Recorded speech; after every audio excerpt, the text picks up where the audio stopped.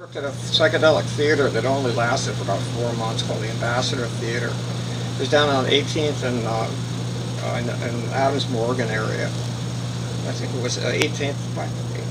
Well, now they call it Adams. It's always been called Adams Morgan, but it was called the Ambassador Theater. And I was in summer school because I always was failing my subjects, being a dyslexic kid.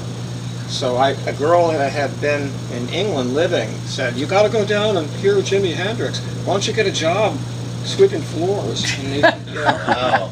So we started doing that. We got down and applied. We said we could sweep floors. There was this guy named Joel and Mike, and Mike Paper, and Joel Mednick. And they asked me, I think the first week it was like Lothar and the Hand People, and some of the San Francisco type bands.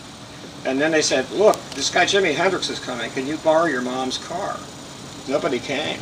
But my job was to go down to the Ambassador Theater in my mom's station wagon. I had a Chevy 327 Chevy station wagon. He had been on the Monkees tour, and he was asked not to be on it anymore. The rumor I heard was that he was upstaging the Monkees, but the Monkees management said that it was bad for the teenage girls, because he was raucous and all that. He wasn't the right color, probably. Yeah. 1967. But anyway, inevitably he lost the tour with them, and he was out of work. So they got him probably for pretty cheap. And it was interesting because he never really talked very much. I remember when I went to pick him up, it was my first time I ever saw women with black fingernail polish and black lipstick. Wow. And they were camped out in front of his hotel room.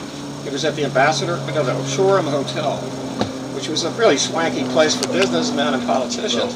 I go up to like the 10th floor, and I spot the door, and I said, "Is Mr. Hendrix here?" And they laughed. They go like, "Hey, you mean Jimmy?"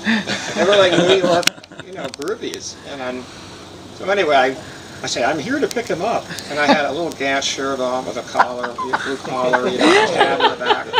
How old were you? I was 15 and a half. Wow. Summer of '67. So you had a beginner's permit for driving lessons. Yeah, I had my learners. Your mom's car.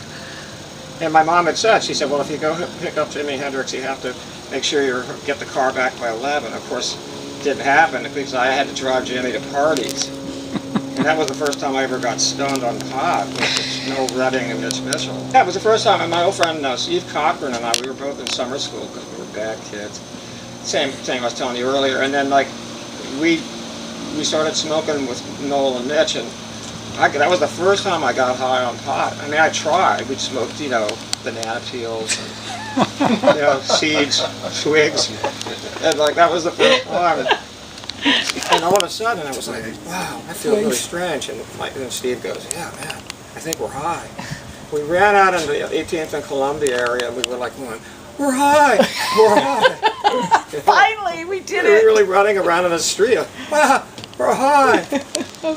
Wow. And Hendrix never said anything. He was when I would pick him up, I'd say, "How are you today, Mr. Hendrix?" or something, and he'd just go, "Yeah, man." He never really answered a question. And then Mike Paper told me, and the guys who were managing the place said that when I dropped him off, he would cross the street to Charlie Bird's jazz club and get drunk. He was supposed to go there and eat.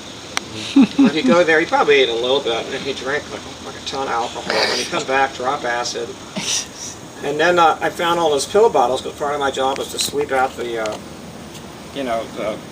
band room and the backstage area. And I noticed all the pill bottles in his guitar case, and I said, to Joel Mednick, I said, "Joel, I think Mr. Hendrix is sick."